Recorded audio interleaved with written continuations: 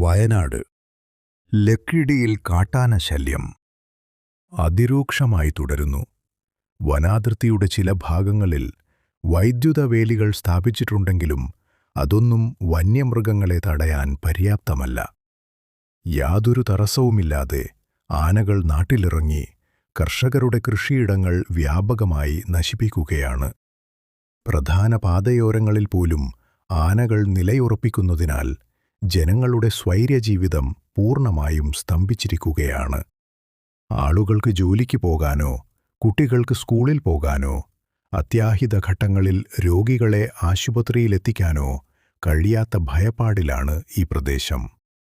ഇതിനോടകം പലരും ആനയുടെ മുന്നിൽപ്പെട്ട് ഭാഗ്യം കൊണ്ട് മാത്രമാണ് ജീവനോടെ രക്ഷപ്പെട്ടത്.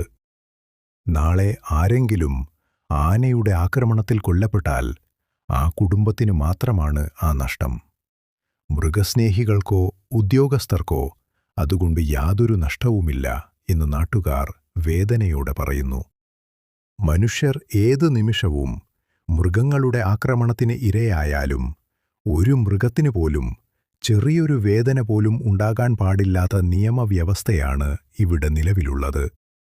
വയനാട് മുഴുവൻ മൃഗങ്ങളുടെ വിഹാരകേന്ദ്രമായി മാറുകയും പാവപ്പെട്ട മനുഷ്യർ സ്വന്തം വീടുകൾക്കുള്ളിൽ തന്നെ ഭയത്തോടെ തടവുകാരെ പോലെ കഴിയേണ്ടി വരികയും ചെയ്യുന്ന ഈ അവസ്ഥയ്ക്ക് അടിയന്തരമായി മാറ്റം വരണം.